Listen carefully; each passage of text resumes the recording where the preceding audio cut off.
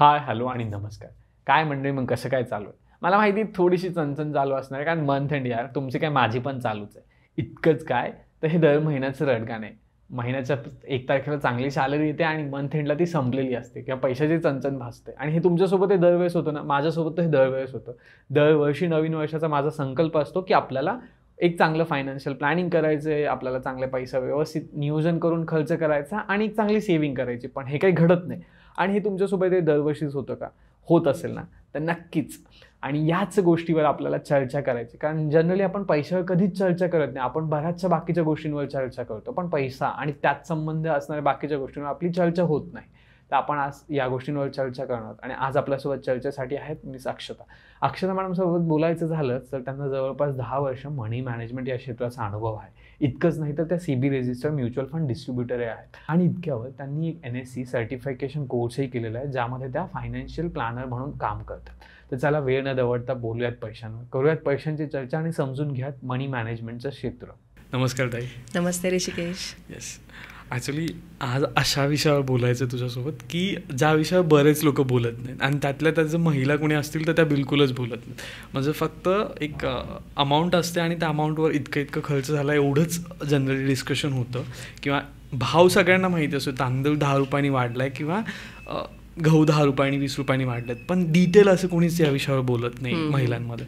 तर म्हणूनच मला तुझ्याशी या विषयावर गप्पा मारायचा. हो, नक्कीच मारूयात. जसं आता नवीन वर्ष सुरू झालं होतं 1 जानेवारीपासून आणि माझंही सगळ्यात पहिलं रिझोल्युशन लिहिलं ज्यावेळेस मी, त्यावेळेस हेच होतं की मला ह्यावेळेस पैशाचं मॅनेजमेंट शिकायचं आहे आणि ते करायचं आहे, सुरुवात करायची. पण असं झालं की आज म्हणजे जवळपास 18-19 दिवस झाले आणि ते काही जमलं नाही. मग हे ज्यावेळेस होतं असं, पण त्यावेळेस रिस्टार्ट कसं करावं माणसाने ते नियोजन करण्यासाठी बेसिकली? नाही, असं होतं आणि हे खूप एकदम बेसिक आहे, कारण प्रत्येकासोबत होतं. मोस्टली असंच आहे की नवीन वर्षाचं नवीन रिझोल्युशन एक ट्रेंड आहे असं प्रत्येकाला वाटतं, पण मला असं वाटतं की असं काही नाही आहे. आपण कधीही सुरुवात करू शकतो, नवीन वर्षानेच केली पाहिजे असं नाही. पण लकीली आता नवीन वर्ष चालू झालं आहे आणि जसं तू म्हणलास तसं की काही महिलांनी जर चालू केलं आहे आणि त्याच्यामध्ये 15-20 दिवसांनी किंवा जसं तुलाही वाटतं की हे कंप्लीट नाही होते, तर त्याच्यासाठी ना प्रॅक्टिसिंगची गरज आहे. तर फायनान्सचं बघायला गेलं तर मी नेहमी सजेस्ट करते की तुम्ही ना नेहमी लिहून काढलं पाहिजे प्रत्येक गोष्ट, की आपला समजा डेलीचा खर्च जो होतो किंवा मंथली किंवा इयरली जो काही आहे तो बेसिक जर डेली खर्च आपण लिहून काढला ना, तर त्यामध्ये आपण थोडं ट्रॅक ठेवू शकतो, कारण ती डेलीची सवय लागते. आणि हे डेलीची जेव्हा आपण खर्चाच्या बाबतीत येतं ना, तेव्हा मोस्टली लिहिलं जातं. म्हणजे आपल्याला असं वाटतं की लिहिणार नाही बाबा आपण, पण जसं तुम्ही म्हटलं भाव की किती चालू आहे किती नाही, तसं आज मी किती खर्च केला आहे, तर तो लिहिला तर होईल पॉसिबल, पण ते आपल्याला ट्रॅक ठेवणं गरजेचं आहे स्वतःला. आता लिहायचा विषय निघालाच आहे म्हणून विचारायचं आहे की एक होतं पहिल्या वेळेस खूप साऱ्या डायऱ्याज असायच्या, म्हणजे आजी आजोबांकडे बघायला मिळतात. पण आता जसं नवीन ॲप्लिकेशन्स आलेत, जसं की GPay असेल, फोनपे असेल किंवा अशा बरेचशा गोष्टी असतात, मग याच्यात कुठेतरी ते राहून जातं लिहायचं किंवा स्कॅन केलं आणि पटकन कितीतरी अमाऊंट निघून जाते. मग त्याचं महत्त्व कळत नाही किंवा लिक्विडिटीचं एक्झॅक्टली महत्त्व कळत नाही. मग खरंच पैशाचं महत्त्व कसं आहे आणि ते कसं माणसाने समोरच्याला एक्सप्लेन केलं पाहिजे बेसिकली? पैशाला महत्त्व तर आहे, कारण मला तर मी नेहमी म्हणते की पैसा महत्त्वाचा आहे का नाही पेक्षा ना पैसा गरज आहे आत्ता सध्या. कारण आपल्याला आपली हॉबी मेंटेन करायची आहे, पैसे लागणार आहे. आपल्याला घरात उदरनिर्वाह आपला चालवायचा आहे, पैसे लागणार आहेत. म्हणजे प्रत्येक गोष्टीसाठी पैसा तर लागणारच आहे. आता तुम्ही जे म्हणतात की GPay, फोनपे वापरतात खूप जण आणि त्याच्यामध्ये ट्रॅक ठेवला जात नाही, तर उलट ती तर बेस्ट गोष्ट आहे, कारण त्याच्यामध्ये ट्रॅक ठेवला जातो. कारण आपण महिन्याच्या शेवटी जर आपलं GPay ओपन केलं, हिस्ट्री ट्रान्झॅक्शन चेक केली, तर आपल्याला कळतं आपण कुठे कुठे पैसे इन्व्हेस्ट केले. फक्त त्यामध्ये काय आहे की आपल्याला प्रत्येक वेळेस मेन्शन करणं गरजेचं की हे पैसे आपण कशासाठी खर्च केलेत, कारण त्याच्यामध्ये कमेंटचा ऑप्शन दिलेला आहे की तुम्ही हे पैसे ट्रान्सफर करताय कशासाठी करताय. तर तो जर ठेवला तर होईल पॉसिबल. आता असं झालं आहे की प्रत्येकाच्या हातात ते गॅजेट आलेलं आहे, पण मग त्याच्यामुळे तुमचा एक्सपेन्स जास्त होतो आणि सेव्हिंग कुठेतरी थोड्याशा कमी होतात. किंवा आपण असं म्हणूयात की थोडासा तिकडे जो कल आहे सेव्हिंग साईडला तो थोडासा कमी झाला. मग त्याचं रेशो बांधणं खूप गरजेचं आहे. ते बांधलं जात नाही, मग ते कसं बांधावं? याच्यामध्ये ना खूप एक पर्सनल टच येऊन जातो. खूप वेळा असं होतं की आपलं इन्कम कमी आहे आणि खर्च खूप जास्त आहेत. आता ते खर्च कुठल्या पद्धतीचे आहेत हे मॅटर करतं. खूप वेळा असं होतं की आपल्याला ती गरजच आहे, करणं भाग आहे, असे खर्च असतात. म्हणजे EMI असेल किंवा घरात कोणी आजारी असेल तर त्याचा खर्च असतो. तर अशा वेळेस आपण ते अनमॅनेजेबल होतं.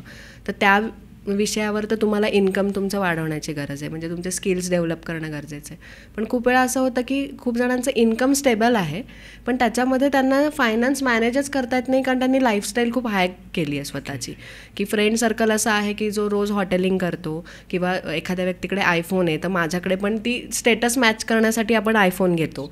किंवा खूप वेळा होतं की त्यांनी ब्रँड न्यू कार घेतली आहे, माझ्याकडे खूप 5 वर्ष 6 वर्ष झाली जुनी कार आहे, तर मग त्याला तो कुठेतरी गिल्ट येतो की अरे माझ्या मित्राकडे खूप जास्त चांगली कार आहे आणि माझ्याकडे नाही आहे. तर या सगळ्या गोष्टींमध्ये खूप जास्त खर्च होतो आणि अशा वेळेस एक्सपेन्स मॅनेज होत नाहीत. तर इथे ना सेल्फ कंट्रोल खूप महत्त्वाचा आहे. याच्यामध्ये लाज वाटण्यासारखी काही गोष्ट नाही आहे, पण तो एक आपण म्हणतो ना की ती लाईफस्टाईल मेंटेन करण्याच्या मागे आपण एवढं जातो की एक्सपेन्स कधी वाढतात आपल्या लक्षात येत नाही, आणि अल्टिमेटली एका लेवलला जाऊन आपण पोहोचतो की त्याच्यानंतर एक्सपेन्स आपण कमी नाही करू शकत. जेव्हा तुम्ही लाईफस्टाईल वाढवता, ती लाईफस्टाईल एका लेवलला येऊन पोहोचली, म्हणजे आयफोनवरून तुम्ही परत सॅमसंग किंवा विवोच्या फोनवर येणं ते तर अजून खूप मुश्किल आहे, कारण तुम्ही तुमचा फ्रेंड सर्कल असा सेट केलेला आहे की त्यामध्ये त्या लोकांनाही वाटतं की अरे म्हणजे काय आता काय प्रॉब्लेम चालू आहे का, तुझी ब्रँड न्यू कार तू विकली का, बरं ती विकली तरी ती ॲप्रिशिएट होते व्हॅल्यू त्याची, तुम्हाला व्हॅल्यू पण मिळत नाही त्या गोष्टींची जेव्हा तुम्ही फोन विकायला जाता, जेव्हा कार विकायला जाता. तर अशा वेळेस ते सेल्फ कंट्रोल असणं खूप गरजेचं आहे, तरच या गोष्टी होऊ शकतात. असं कोणी म्हणलं म्हणून केलं असं नाही होणार. ओके, पण मग तो सेल्फ कंट्रोल येण्यासाठीच तुम्ही काय केलं पाहिजे बेसिकली? जसं आपण मिलेनियमचे जनरेशन म्हणतो, ज्यांच्याकडे खूप साऱ्या गोष्टींचं नॉलेज आहे किंवा जे खूप साऱ्या गोष्टी विदिन अ 2 सेकंड, विदिन अ 2 मिनिट्स घेतात, मग त्यांनी हे कंट्रोल येण्यासाठी नेमकं कुठल्या गोष्टी केल्या पाहिजेत किंवा काय केलं पाहिजे असं तुला वाटतं? मी माझंच उदाहरण घेतलं तर मी म्हणजे माझंच उदाहरण घेऊन सांगते की खूप वेळा काय होतं की आता एक मी मुलगी आहे, तर शॉपिंग खूप आवडीचा विषय. तर अशा वेळेस म्हणजे आपल्याला होतं की माझ्याकडे पैसे आहेत, मी 10,000 रुपये घेऊन शॉपिंग करायला गेली आहे, तर तो 10,000वर कंट्रोल नाही राहत. आपल्याला जी गोष्ट आवडते किंवा मला माहिती आहे माझ्याकडे 10,000 रुपये आहेत ना, तर मग मी भले मला एखादी वस्तू आवडती आहे तरीसुद्धा मी 2,000 अफोर्ड करते घ्यायला, पण तरी आहेत तर मग मी ती थोडी त्याच्यापेक्षा अजून चांगली कुठली घेऊ शकेल तर मी 5,000ची प्रिफर करते. तर अशा वेळेस मला असं वाटतं प्रत्येक गोष्ट की मी शॉपिंगला जाताना जर मी 5,000 घेऊन गेले सोबत, तर त्या 5,000मध्ये मी मॅनेज करू शकते, पण तुम्हाला ते स्वतः ठरवून तेवढे पैसेच घेऊन जावं लागणार आहे. अशा वेळेस तुम्ही तुमचा फोनचा जीपे, फोनपे सगळं बंद करा, क्रेडिट कार्ड घरी ठेवा आणि मग शॉपिंगला जा. इव्हन आपण घरात जी ग्रॉसरी घेतो, तर ग्रॉसरी घेताना पण मी स्वतः अवॉइड करते मॉल्समध्ये जाणं, कारण मी स्वतः ते अनुभवलं की जेव्हा मी मॉल्समध्ये किंवा डीमार्टमध्ये शॉपिंग करायला जाते तेव्हा अनावश्यक गोष्टी मी इतक्या घरी घेऊन येते की आल्यानंतर मला कळतं की याची ॲक्च्युअलमध्ये काही गरज नव्हती. फक्त ते माझ्या डोळ्यांना आवडलं की हा डब्बा खूप छान दिसतोय, ही बॉटल खूप सुंदर शेप आहे, किंवा लहान मुलगी आहे घरात, हे टॉईज खूप छान आहेत, पण ऑलरेडी घरात टॉईज आहेत, पण हे दिसायला छान आहेत म्हणून ते घेतल्या जातात. पण अशा वेळेस जर आपण एक लिस्ट बनवली आणि किराणा दुकानदाराला सांगितलं की मला एवढ्या लिस्टच पैसे मी तुला देणार आहे आणि मला एवढंच सामान पाहिजे, तर तशा वेळेस कंट्रोल येतो. पेन अँड पेपरच्या गोष्टी तुम्ही केल्याच पाहिजे. हां, ओके. पण आता जसं तू मुलगी आहेस म्हणून विचारलं, पण असं बऱ्याचदा होतं की आपल्या सोसायटीमध्ये बघायला गेलं तर की महिलांकडे फायनान्स हा सेगमेंटच नसतो किंवा दिलाच जात नाही. मे बी घर खर्चाचे काही पैसे दिले जातात, त्यात ती खूप उत्तम प्रकारे गोष्टी मॅनेज करते, पण त्याच्या पुढे गेलं तर तो नसतो. पण त्याच्यासाठी काय केलं पाहिजे किंवा तो कितपत महत्त्वाचा आहे? त्याच्यासाठी म्हणजे कसे 2 प्रकारच्या गोष्टी मी अनुभवल्यात की काही घरांमध्ये ना पुरुष प्रधान संस्कृती अजूनही फॉलो केली जाते. त्यामध्ये असं होतं की पुरुष व्यक्ती कमवती आहे, त्यांच्याकडे सगळे पैशाचे व्यवहार आहेत, तर तो व्यक्तीच डिसिजन घेतो. इवन लेडीज जरी कमवत असेल त्या घरातली तरीसुद्धा तिचं असं होतं की तू तुझं मॅनेज कर, काय पैसे असतील ते, किंवा तू घर मॅनेज कर तुझ्या पैशातून, पण बाकीचं जे काही बाहेरचं आहे ना ते सगळं मी बघतो, कारण मी बाहेर असतो जास्त. किंवा असंही होतं म्हणजे बऱ्याचदा जसं तू म्हटलीस दोघंही वर्किंग असेल तरी ती त्यालाच सांगते माझे पण फायनान्सेस तूच मॅनेज कर, माझ्या पण गोष्टी तूच मॅनेज कर, मग तिथे पण कुठेतरी तो बॅकफूट येतो ना. हां, बरोबर. जे काही पुरुष प्रधान आपण जे म्हणतो ते तो भाग झाला जो मी पहिला सांगितला तो. आणि सेकंड थिंग असं होतं की खूप वेळा ना स्त्रिया स्वतःहूनच जबाबदारी घेत नाहीत. म्हणजे माझ्या काही मैत्रिणीच पण अशा काही मैत्रिणी आहेत की ज्या म्हणजे असं होतं की घरामध्ये काही प्रॉब्लेम नाही आहे त्यांच्या मिस्टरांना किंवा काय फायनान्स मॅनेज केला तर, पण त्या स्वतः डिसिजनच घेत नाहीत कुठल्या गोष्टीचा. की घरात सध्या समजा फ्रीज जरी आणायचं, आपण नवीन वस्तू घ्यायची, फ्रीज घ्यायचं किंवा कब्बड घ्यायचं, तर अशा वेळेस पण त्यांचं असं म्हणणं असतं की नाही तू बघ. पण जेव्हा ती स्वतःहून जबाबदारी घेईल, मी माझ्या मैत्रिणीला सांगते की ठीक आहे ना, तो जर दिवसभर बाहेर जातो, तू घरी असते, तू बाहेर जा, बघ कुठे किती प्राइसिंगला कुठला फ्रीज आहे, डिस्काउंट कुठे किती मिळत आहे, बरं ऑफर्स कुठे चालू आहेत का. तू जोपर्यंत स्वतः शिकणार नाही तोपर्यंत तुला ते लक्षात नाही येणार आहे. तर तू म्हणलास तसं पण खूप वेळा होतं की आजकाल स्त्रिया स्वतःचे डिसिजन्स लादून टाकतात पुरुषांवर, की तूच बघ बाबा, मला त्याच्यामध्ये घेऊ नको. त्याच्यामागे एक थोडीशी भीती पण असते की त्यांना असं वाटतं आपला डिसिजन जर चुकला तर, जर मी चुकीच्या पद्धतीने काही केलं तर त्याचा इम्पॅक्ट आपल्या घरावर पडायला नको. मग मी सेविंग जर चुकीच्या पद्धतीची केली किंवा इन्व्हेस्टमेंट मी चुकीच्या ठिकाणी केली आणि तिथे आपल्याला लॉस झाला, तर अशा वेळेस स्त्रिया घाबरतात. म्हणून एक अवेअरनेस त्यांच्यामध्ये जर आला तर पॉसिबल आहे. जसं आपण बोललीस तू घाबरतात, पण एकदा श्री गणेशा केल्याशिवाय तर ती गोष्ट करणार नाही. करेक्ट, ते आहेच. आणि मला असं वाटतं की तुमची आई किंवा तुमच्या घरातली महिला जास्त चांगली फायनान्स तुम्हाला शिकू शकते. पण बऱ्याच असं होतं, तर माझ्या बाबतीतही किंवा कोणाच्याही सर्रास आमच्या बाबतीत असंच होतं की फायनान्स टर्म म्हटलं की आपण बाबांकडे जास्त कल असतो. आता मुलाचा असो मुलीचा असो, कारण बाबांनी आपल्याला नेहमीच पॉकेट मनी दिलेला असतो किंवा बाकीच्या गोष्टी दिलेल्या असतात. पण असं आपण कधी त्या सेगमेंटकडे बघत नाही जिथे आई छोट्या छोट्या गोष्टी कशा मॅनेज केल्यात किंवा तिने कसं 100 रुपयात 4 गोष्टी आणल्यात आणि ते तुम्हाला शिकवलं. कारण हे मला वाटतं आईच शिकू शकते की 100 रुपये दिले तुला आणि तुला 4 की नाही 5 गोष्टी आणायच्या. एक्झॅक्टली. मोस्टली काय होतं घरामध्ये की सर्वात छान फायनान्स ना आपली आई सांभाळत असते आणि ते लक्षातच येत नाही आपल्या. आणि खूप वेळा असं होतं की आपण ते निग्लेक्ट करत जातो आणि नेहमी आपल्याला पैशांची गरज पडली किंवा अडचण आली की आपण बाबांकडेच जातो. पण ॲक्च्युली बाबा काय करत असतात माहिती आहे का, पैसे कमवून आणून फक्त आईकडे देत असतात. बाकी सगळं घर आईच मॅनेज करते. इवन तूही अनुभवलं असेल की आपली आई जी आहे घरामध्ये ती छोट्या छोट्या वस्तूंमध्ये कशी काटकसर करते, कुठे पैसे साठवते, तर आपण ते लक्ष देत नाही त्यामध्ये. पण आई जी आहे ना किंवा एक स्त्री, ती खूप योग्य फायनान्स सांभाळू शकते. आणि आजकाल तेच मागे राहत चाललं आहे. म्हणजे आईनी जर थोडंसं मुलांना शिकवायला सुरुवात केली की मी कसे पैसे मॅनेज करते. बरं, आईला तुम्ही 1000 रुपये जरी दिले, आईकडे तेवढा पूर्ण 1000चा पूर्ण खर्चाचा एक आराखडा तयार असेल ना, तरीसुद्धा ती त्यातून 100 रुपये बाजूला काढून ठेवते. म्हणजे हे जे ती टेक्निक आहे ना, ते फक्त आईलाच माहिती आहे आणि ते आईच सांगू शकते की ती कसं मॅनेज करते. तर मोस्टली हे जर आपण स्त्रियांनी आपल्या आईचा आदर्श जर डोळ्यासमोर ठेवला ना, प्रत्येक वेळेस वडिलांकडे न जाता, तर आईसुद्धा खूप छान फायनान्स मॅनेज करते. तर स्त्रीनी आईकडेच जायला पाहिजे की मला हा प्रॉब्लेम येतोय पैशाचा, तू सांग मी काय करू, आणि ती उत्तम उत्तर देईल. पण आता जसं आपण ह्या गोष्टींबद्दल बोलतोय, पण बऱ्याच असं होतं की आपण मुलांना पैसे देतो किंवा त्यांच्याकडे दिले जातात पैसे, पण त्यांना तो फायनान्स शिकवला जात नाही. मग ती पण खूप महत्वाची गोष्ट आहे. करेक्ट. तर त्यात कसं असतं? तर याच्यामध्ये पण एक अशी गंमत आहे की खूप वेळा काय होतं की आपल्याकडे कोणी गेस्ट आले आणि आपल्या मुलांना खाऊ वगैरे दिला किंवा पैसे दिले, तर घरामध्ये पिगी बँक असते. तर मोस्टली त्यावेळेसच त्यामध्ये पैसे टाकले जातात. पण हेच जर आपण मुलांना सांगितलं की नाही, मी तुला रोज एवढे पैसे देणार आहे, तू रोज त्या पिगी बँकमध्ये टाक आणि एकदा महिन्याच्या शेवटी त्याला ते काउंट करायला द्या. एकदम जर लहान मुलं असेल तर तुमचं 5 वर्ष किंवा इव्हन 10 वर्षापर्यंतचे मुलं असतील तर त्याला काउंट करायला द्या. मग त्याला काउंट केल्यावर कळेल, अरे बापरे, आपल्याकडे म्हणजे मी रोज जे पैसे टाकतोय त्याने माझ्याकडे आज काहीतरी बल्क अमाऊंट जमली आहे. म्हणजे बेसिक त्याला पहिले कळतं की मी पैसे साठवायला सुरुवात केली आहे. तर पैसे नेहमी खर्च नाही करायचे, म्हणजे पैशाने फक्त चॉकलेट्स आणि खेळणीच नाही घेतल्या जात, तर ते साठवले पण जातात. तर हे बेसिक झालं. आजकाल मुलं जे शाळेत जातात किंवा 7वी 8वीमध्ये जे मुलं आहेत, तर त्यांना कळतं पैशाबद्दल सगळं. आणि आजकाल त्यांना बड्डे पार्टीज कळतात किंवा बाहेर काहीतरी म्हणजे सेलिब्रेशन करायचं आहे कळतं. किंवा इवन म्हणजे आजकाल इतकं छान, म्हणजे कधी कधी छान वाटतं बघायला की त्यांना कुठला गेम खेळायचा असेल, इवन क्रिकेट असेल किंवा फुटबॉल असेल, तर ते कॉन्ट्री काढतात की आपल्याला कंबाईन खेळायचं आहे, क्रिकेटचं इन्स्ट्रुमेंट आपल्याला आणायचं तर आपण कॉन्ट्री काढूयात. तर अशा वेळेस प्रत्येक तो मुलगा किंवा मुलगी घरी पैसे मागतो. तर अशा वेळेस जर आईवडिलांनी त्याला महिन्याच्या स्टार्टिंगला जर सांगितलं की मी तुला 1000 रुपये दिले आहेत, तू पूर्ण महिना 1000 रुपयामध्ये मॅनेज करायचा आहे. मग त्याच्यामध्ये तू तुझं सेलिब्रेशन पण मॅनेज कर, तू त्याच्यामध्ये तुझा जे काही खाऊ आणायचा आहे तो पण तू त्याच्यामध्ये आण, तुला स्टेशनरी काही लागणार आहे तू त्यातूनच आणायची आहे, प्लस तुला खेळायसाठी काय हवं आहे ते त्यातूनच आण. अशा वेळेस काय होतं की मुलगा किंवा मुलगी प्रत्येक वेळेस घरामध्ये पैसे मागायला येणार नाही, आपण ते डिसिप्लिन लावली तर, आणि तेवढ्यामध्ये ते मॅनेज करायला शिकतील. तेव्हा त्यांचा मेन कन्सेप्ट क्लिअर होईल की पैसे आहे त्याच्यात आपण कसं मॅनेज केलं पाहिजे. मग त्यामध्ये असं होईल कदाचित एका महिन्यात ते खाऊ आणणार नाहीत किंवा एका महिन्यात त्यांना स्टेशनरी हव्यात आणि क्रिकेटचं सामान पण घ्यायचं आहे, कॉन्ट्री द्यायची, तर ते मॅनेज करतील की आपण या महिन्यात हेच घेऊयात, मग नेक्स्ट महिन्यामध्ये दुसरं काहीतरी घेऊयात. थोडंसं कुठेतरी मॅनेजमेंट स्किल डेव्हलप व्हायला मदत होईल. येस. आणि त्याच्यानंतरचा जो एज आहे म्हणजे कॉलेजमध्ये जेव्हा जातात मुलं, तर त्यावेळेस तुम्ही त्यांना प्रॉपर इन्व्हेस्टमेंटला सुरुवात करून दिली पाहिजे. की जसं आजकाल आपण म्युच्युअल फंडमध्ये SIP करतो, तर SIP लिटरली 100 रुपयापासून चालू होऊ शकते. तर जरी त्याचं इन्कम नाही आहे तरी तुम्ही त्याला पॉकेट मनी देता पूर्ण खर्च करायला. SIPचा विषय काढलाच आहे म्हणून तर मला ॲक्च्युली हे विचारायचं, कारण बऱ्याच जसं TV वर जाहिरातीवर ऐकलं जातं म्युच्युअल फंड सही आहे बॉस, त्यात नेमकं सही काय किंवा ती सगळी टर्मच काय एक्झॅक्टली जर बोलायचं झालं तर.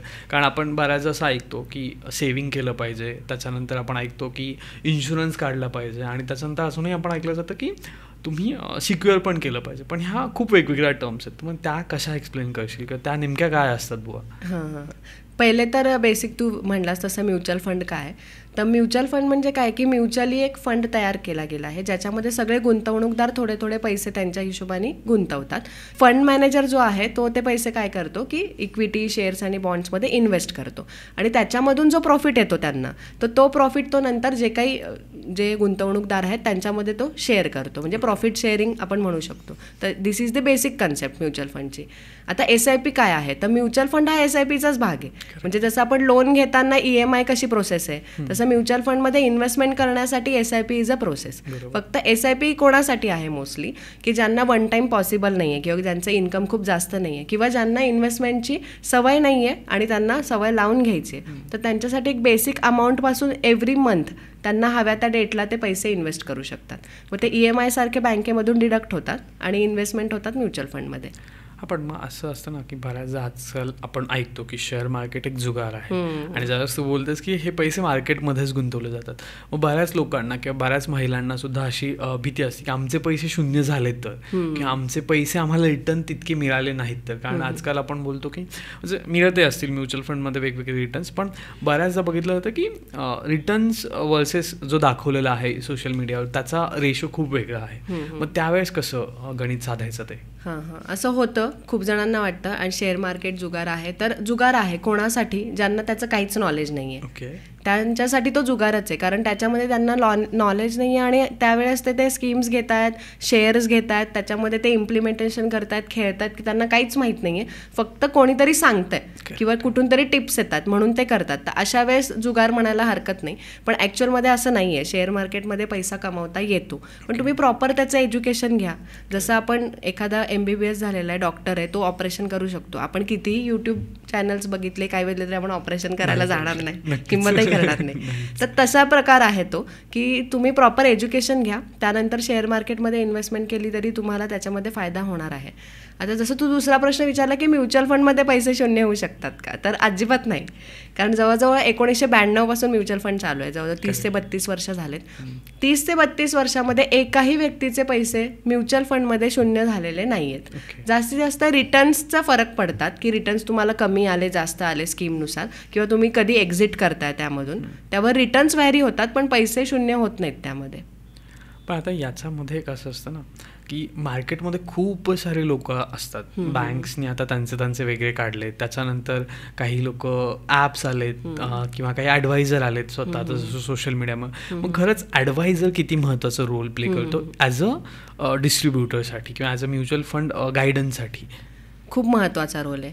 म्हणजे आता मी एक बेसिकली फक्त आपण म्युच्युअल फंड न घेता आपण जर बघितलं तर आपण जेव्हा जन्माला येतो, जन्माला आल्यानंतर आपल्याला प्रत्येक गोष्ट आपण स्वतः शिकत नाही. करेक्ट. आपण जेव्हा चालायला जातो आपल्याला कोणीतरी आई वडील हात धरतात किंवा सपोर्ट देतात, तर तेव्हा ते आपले ॲडवायझर झाले. थोडंसं आपण मोठं जातो, शाळेत जातो, शाळेत गेल्यानंतर टीचर आपले ॲडवायझर आहेत, ते जे सांगतात ते आपण शिकतो. म्हणजे जीवनाच्या प्रत्येक क्षणावर आपल्याला ॲडवायझर गरजेचा आहे. तर मग आपण ड्रायव्हिंग शिकतो, स्विमिंग शिकतो, अशा वेळेस आपण जेव्हा स्वतः शिकायला जातो तेव्हा खूप चुका होऊ शकतात किंवा धोकाही आहे. मग अशा वेळेस तुम्हाला ॲडवायझरीचा पैशामध्ये इतका महत्त्वाचा रोल आहे की मला खूप वेळा आश्चर्य वाटतं की लोक म्हणजे साधं घरात एखादं फंक्शन जरी असेल तरी बाहेरून लोक बोलवतात सगळे डेकोरेशन वगैरे करायला, किंवा खूप वेळा म्हणजे असं होतं की शॉपिंग जरी त्यांना करायची झाली असेल तरी शॉपिंग करताना पण ते 4 वेळा ठिकाणी चौकशी करणार किंवा चेक करणार कुठे कुठलं प्राइसिंग चालू आहे, कुठे मला स्वस्त मिळतं आहे, कुठल्या मॉलमध्ये किती, तेव्हा ते खरेदी करणार. पण जेव्हा स्वतःचा पैसाच इन्व्हेस्ट करायचा असतो ना, तेव्हा काहीच विचार न करता फक्त कोणाचं तरी ऐकून इन्व्हेस्ट करतात. आणि तसं खूप मी क्लायंट्स बघितलेत की ज्यांचा पूर्ण पोर्टफोलिओ म्हणजे डॅमेज झालेला आहे, काही त्याच्यामध्ये रिटर्न्स आलेले नाही आहेत आणि हे खूप उशिरा त्यांच्या लक्षात आलं की तिथून रिकव्हरी पण पॉसिबल नाही आहे. तर अशा वेळेस ॲडवायझर जर तुमच्याकडे असेल ना, तर त्याला त्याचा स्वतःचा एक तर एक्सपिरियन्स असतो. आता त्यातल्या त्यात मी म्हणू शकते की ॲडवायझर तुम्ही कोण निवडता हे मॅटर करतं. म्हणजे आपल्याला त्रास होतोय तर आपण कुठल्या डॉक्टरकडे जातोय हे पण मॅटर करतं. आपल्याला जर खूप मेजर आजार आहे कॅन्सरचा वगैरे आणि आपण साध्या कुठल्या तरी डॉक्टरकडे ज्याचे क्लिनिक्स असतात त्याच्याकडे गेलो तर तो नाही आपल्याला त्याच्यावर सोल्युशन देऊ शकणार आहे. तर तुम्ही ॲडवायझर कसा निवडायचा हे एक चॅलेंज असू शकतं. पण विदाऊट ॲडवायझरी इन्व्हेस्टमेंट माझ्या म्हणण्याप्रमाणे तर धोकाच आहे. म्हणजे पण आता मग कारण म्युच्युअल फंडचं जसं बोलत होतो आपण, तर त्याच्यामध्ये खूप वेगवेगळे व्हेरिएशन्स, खूप वेगवेगळे प्रकार आहेत. मग असं खूप असं कन्फ्यूज व्हायला होतं की नेमकं काय केलं पाहिजे. जर म्हणतात सगळे लोक 500 रुपये किंवा 100 रुपयापासून स्टार्ट होतं, पण मग त्यात पण खूप व्हेरिएशन्स येतं. मग ते व्हेरिएशन्स कसं किंवा ते कुठले कुठले प्रकार आहेत आणि ते कसे इम्प्लिमेंट करू शकतो आपण. त्याच्यामध्ये म्युच्युअल फंडमध्ये बऱ्याच कॅटेगरीज येतात. त्याच्यामध्ये स्मॉल कॅप कॅटेगरी आहे, मिड कॅप आहे, लार्ज कॅप आहे, flexi cap, multi cap, hybrid, अशा बऱ्याचशा स्कीम आहेत. तर मेजरली काय होतं की स्मॉल कॅप कंपनीज ज्या असतात ना किंवा नवीन स्टार्टअप्स आपण ज्यांना म्हणतो, तर ते स्मॉल कॅप म्युच्युअल फंड्समध्ये घेतलेले असतात.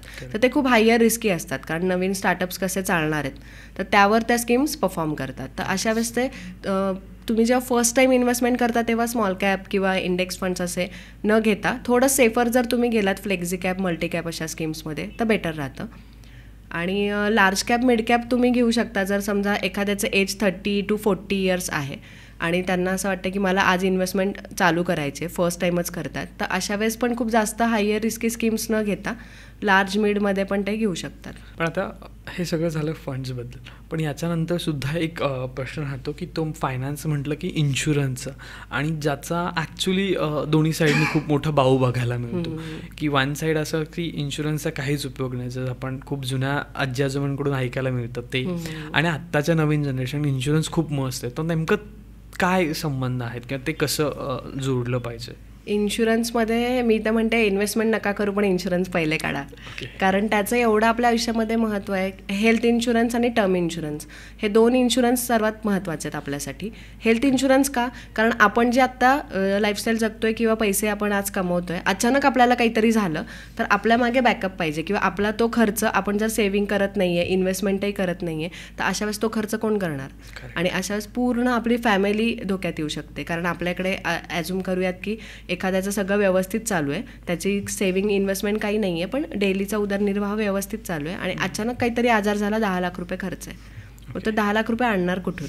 बरं, अशा वेळेस तुम्हाला लोनही कोणी देणार नाही. मग तुम्हाला इतका त्यावेळेस, आणि प्रत्येकाला असं वाटतं की मी नाही आजारी पडणार आहे, मी तर फिट आहे, मी हेल्दी आहे, पण असं होऊ शकत नाही. पण रस्त्याने चालता चालता पण ॲक्सिडेंट होऊ शकतो, घरातही ॲक्सिडेंट होऊ शकतो, अटॅक कोणालाही कधी येऊ शकतो. तर health insurance is a must. आणि टर्म इन्शुरन्स पण काढला पाहिजे. टर्म इन्शुरन्स म्हणजे घरातली कमवती व्यक्ती, जी घरातली कमवती व्यक्ती आहे त्याचा टर्म इन्शुरन्स असला पाहिजे. तर तो का, की अचानक डेथ झाली कधी पण, तर आपली फॅमिली सर्वाईव्ह नाही झाली पाहिजे, किंवा तुम्ही काही लोन घेतलेले असतील तर ते सुद्धा रिपे केले पाहिजे. तर अशा वेळेस जर तुम्ही टर्म इन्शुरन्स काढला, ॲटलिस्ट एक 20 लाख 50 लाखापर्यंत टर्म इन्शुरन्स काढून ठेवला तर तो पण बेस्ट आहे. म्हणजे या दोन गोष्टी पहिल्या केल्या पाहिजेत. फायनान्शियल प्लॅनिंगमध्ये कुठल्या गोष्टी महत्त्वाच्या असतात हे विचारण्यापेक्षा मी असं विचार की जसं तू बोललीस या सगळ्या गोष्टी फायनान्शियल प्लॅनिंगमध्ये येतात, पण मग कशाला किती वेटेज असलं पाहिजे किंवा ते कसं करायचं हे खूप कन्फ्युजिंग वाला पार्ट वाटतो. किंवा ते जमत नाही. काही वेळेस असं होतं की अरे SIP केली आहे, RD केली आहे ना, ठीक आहे, किंवा माझी FD आहे ना बाबांची, मग ठीक आहे, पण मग ते कसं त्याचं बॅलन्स कसं करायला पाहिजे. हा खूप महत्त्वाचा प्रश्न विचारला तू. याच्यामध्ये सगळ्यांची गफलत होते. तर याच्यासाठी ॲडवायझर पाहिजे. कारण ॲडवायझर तुम्हाला उत्तम पद्धतीने सांगू शकतो की तुमचं इन्कम किती आहे, तुमचा रिस्क प्रोफाईल तयार करतो ॲडवायझर एक. त्या रिस्क प्रोफाईलमध्ये तुमच्या पूर्ण डिटेल्स येतात की तुमचे फॅमिली मेंबर्स किती आहेत, तुमचं रिस्क तुम्ही किती घेऊ शकता, तुम्ही इन्कम तुमचं किती आहे, प्लस तुमचं बाहेर अशा किती इन्व्हेस्टमेंट्स आहेत ज्या इमर्जन्सीला तुम्हाला सर्वायवलला हेल्प आउट होऊ शकतात. तर या सगळ्या गोष्टी जेव्हा असतात त्यावरून ॲडवायझर ठरवतो की म्युच्युअल फंडमध्ये किती केले पाहिजेत, किंवा तुम्हाला बाहेरच्या पण असेट्समध्ये इन्व्हेस्टमेंट किती केली पाहिजे. तर मग तुमचा इन्शुरन्स त्यामध्ये आहे का, मग इन्शुरन्स नसेल तर तो तुम्हाला काढायला सांगणार ॲडवायझर, तुमचा इन्व्हेस्टमेंट नसेल, असं आपण एक म्हणूयात की महागाईला मागे टाकेल अशी एखादी इन्व्हेस्टमेंट असेट असली पाहिजे, तर मग अशा असेटमध्ये इन्व्हेस्टमेंट केली पाहिजे. आता जसं तू असेट बोललीस तर घर हे बऱ्याचदा असं होतं की असेट आहे असं लोकांचं मत असतं, किंवा ॲडवायझर किंवा एक जनरल प्रश्न असतो की घर असेट आहे किंवा नाही आहे, मग घर घ्यावं की नाही घ्यावं, किंवा घराला कुठल्या एजमध्ये प्रेफरन्स द्यावा, कारण आता तर घरांच्या किमती खूप वाढत चालल्यात. तर मग एक व्हेरी सिम्पल क्वेश्चन, घर घ्यावं की SIP करावी, नेमकं काय करावं? हा खूप एकदम ट्रिकी क्वेश्चन आहे. कारण काय होतं, माझ्या हिशोबाने एक घर म्हणजे इमोशनल आहे, म्हणजे आपले सगळ्या इमोशनल गोष्टी त्याच्याशी अटॅच्ड असतात. तर माझं नेहमी असं म्हणणं राहतं माझ्या क्लायंट्सला की तुमचं ऑलरेडी एक घर असेल किंवा आईवडिलांचं घर आहे, तुम्ही त्यामध्ये राहू शकत असाल, तर तुम्ही दुसरं घर घ्यायच्या मागे लागूच नका. कारण आजकाल आहे की पहिले काय होतं की आपण सर्वात पहिले असेट निर्माण करायचं जे बघतो ना, तर ते पहिले आहे घर. पण घर ॲक्च्युली लॅबिलिटी, कारण त्याच्यामध्ये तुम्ही कॅशमध्ये घेताय तर वेगळी गोष्ट आहे, तसं तर तुम्ही किती घरं घेऊ शकता. पण मोस्टली जेव्हा माणूस नवीन नोकरीला लागतो ना, तेव्हा तो सर्वात पहिले त्याचं असतं मला घर घ्यायचं, आणि तो लोन घेतो. आणि लोन घेतल्यावर त्या लोनच्या जाळ्यात तो एकदा अडकला ना की त्यातून बाहेर पडणं फार मुश्किल आहे. कारण आपण बँकेकडून जे पैसे घेतलेत ते आपण बिल्डरला देऊन ठेवलेत, आपल्याकडे ते पैसे नाही आहेत. आता आपल्याला बँकेला ते पैसे देणं भाग आहे, त्याच्यासाठी आपल्याला काम करणं भाग आहे. मग तुम्हाला किती इच्छा असेल नसेल, तुमच्याकडे EMI आहे तर तुम्हाला काम करावंच लागणार आहे, EMI भरावंच लागणार आहे. आणि सर्वात मोठी गोष्ट म्हणजे की तुम्ही ॲज अ इन्व्हेस्टमेंट म्हणून घर घेताय, तर मी सजेस्ट करेल की नका घर घेऊ इन्व्हेस्टमेंट म्हणून. कारण त्याच्यामध्ये आपण एक तर महागाईला बीट करत नाही, दुसरी गोष्ट अशी आहे की त्याच्यामध्ये हिडन चार्जेस खूप आहेत. म्हणजे स्टॅम्प ड्युटी तुम्हाला भरावी लागणार आहे, तुम्हाला त्याच्यामध्ये तुम्ही जर रेंटनी दिलं तरी तुम्हाला घराचा मेंटेनन्स भरावा लागणार आहे, त्याच्यामध्ये तुम्हाला त्याचा प्रॉपर्टी टॅक्स भरावा लागणार आहे. परत त्याच्यामध्ये असं होतं की रेंटल तुम्हाला मिळेलच, रेंटेड पर्सन तो पण एक भाग आहे. बरं तुम्हाला एक्सपेक्टेड रेंट पण मिळणार आहे का त्यामध्ये, तो पण एक भाग आहे. आणि सर्वात महत्त्वाचं म्हणजे खूप इमर्जन्सी आली तर त्या इमर्जन्सी वेळेस तुम्ही समजा तुमचा 2 BHK फ्लॅट आहे, तर तेव्हा एक रूम विकू शकणार आहात का? तर तो सर्वात मोठा ड्रॉबॅक आहे की लिक्विडिटीच नाही आहे त्यामध्ये, जी म्युच्युअल फंडमध्ये आहे किंवा ॲटलिस्ट FDमध्ये आहे. तुम्हाला असं वाटतं ना माझ्याकडे खूप पैसे आहेत तर मी ते घर घेतल्यावर वाढतील, त्याच्याऐवजी तुम्ही हाय इंटरेस्ट जिथे मिळतो अशा ठिकाणी FD करा. बरं तुम्ही कम्फर्टेबल असाल तर तुम्ही म्युच्युअल फंडमध्ये केले तर महागाईला मागे टाकेल एवढे रिटर्न्स म्युच्युअल फंड तर नक्कीच देतो. पण आता आयुष्याचा शेवट येतो जिथे रिटायरमेंटची गोष्ट येते, आणि आज असं आहे की बरेच लोक सॉफ्टवेअर इंडस्ट्रीमध्ये काम करतात ज्यांना रिटायरमेंट नंतर पेन्शन किंवा असं काहीच नसतं. मग त्यांच्यासाठी रिटायरमेंट फंड असणं किंवा त्याची प्लॅनिंग कुठून आणि कशी सुरुवात करायला हवी? ती ना सर्वात सुरुवातीलाच केली पाहिजे ॲक्च्युअलमध्ये. पण आजकाल गंमत काय होते की आपण आता तुम्ही म्हणाल की पगार माणसाचा किती, तुम्ही सांगताय किती इन्व्हेस्टमेंट करायला, हा प्रॉब्लेम होतो. कारण माझ्याकडे पण क्लायंट्स येतात ना, तेव्हा या सर्व गोष्टी आपण त्यांच्यासमोर मांडल्या ना की तुम्हाला इन्शुरन्स पण घ्यायचा आहे, तुम्हाला इन्व्हेस्टमेंट पण करायची आहे, तुम्हाला रिटायरमेंट प्लॅनसाठी सुद्धा इन्व्हेस्टमेंट करायची आहे, तर बर्डन येतं. नक्कीच. तर हळूहळू सुरुवात करा. म्हणजे तुमची नोकरी लागल्यानंतर तुम्हाला स्टार्टिंगला काय पॉसिबल आहे, तर पहिले इमर्जन्सी फंड तयार करायला सुरुवात करा. एकदा इमर्जन्सी फंड आला तो कुठेतरी FDमध्ये किंवा म्युच्युअल फंडमध्ये एखाद्या सिक्युअर्ड स्कीम्समध्ये इन्व्हेस्ट करा की तो जेणेकरून इमर्जन्सीला कामात येईल. त्याच्यानंतर इन्शुरन्सकडे वळा, मग इन्शुरन्स तुम्ही घेऊ शकता. मग इन्शुरन्स एकदा तुमचे आले की मग इन्व्हेस्टमेंटला सुरुवात करा. मग इन्व्हेस्टमेंटला सुरुवात करताना तुम्ही तुमचे गोल्स काय आहेत, मग त्याच्यामध्ये जसं आत्ता आपण बोललो तसं घर असू शकतं की घर घ्यायचं एखाद्याला की त्याच्याकडे ऑलरेडी घर नाही आहे, तर त्यावेळेस तो थोडासा प्लॅन करून एक घर 5 वर्षासाठी पोस्टपोन करून तो 5 वर्षांनी घर घेऊ शकतो जर प्रॉपर प्लॅनिंग केली तर ॲडवायझरकडून.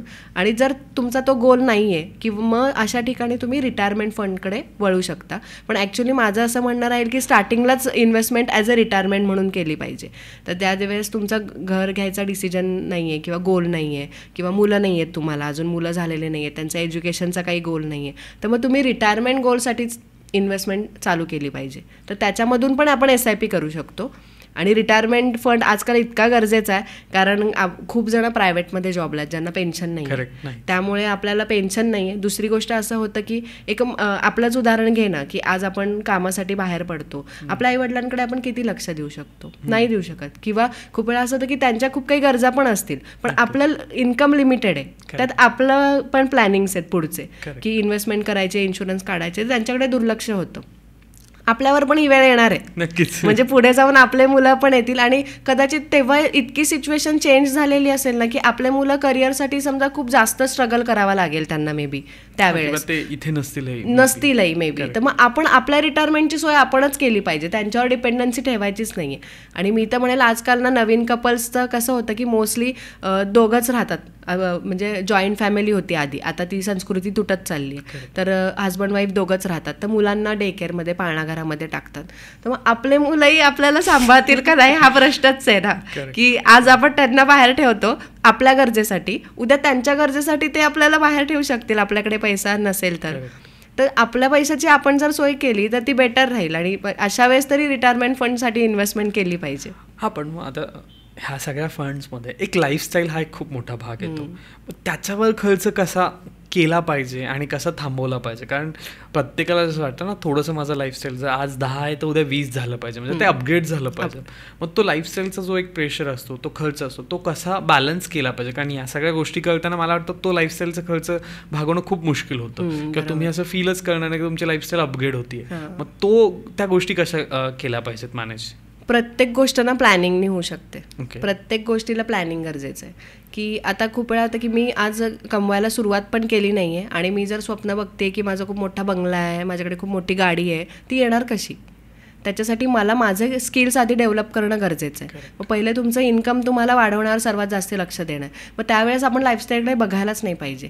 म्हणजे ॲक्च्युली काय होतं की त्या फेजमध्येच म्हणजे मुलांचं असं म्हणत असतं आत्ताच तर आमचं वय आहे एन्जॉय करायचं, आम्ही आत्ता एन्जॉय नाही करणार तर कधी करणार? तर हा प्रश्न येतो आणि तो जेन्युअन आहे, आपणही त्या फेजमधून गेलेलो आहे. पण तुम्ही एन्जॉय करता करता सुद्धा या गोष्टी करू शकता. अगेन तोच भाग आला जसं आपण पहिले बोललं की किती खर्च करायचा आहे एन्जॉयमेंटवर. मग तुम्ही त्याच्यामध्ये पण थोडंसं प्लॅनिंग केलं, बजेट केलं. आणि इव्हन मला असं वाटतं की आजकालची तरुण पिढी हुशार आहे, कारण त्यांना माहिती आहे की आपण सेव्हिंग पण केली पाहिजे, नुसतं मजा करून फायदा नाही. कारण आज आपण मजा केली तर उद्या सजा आहे आपल्याला.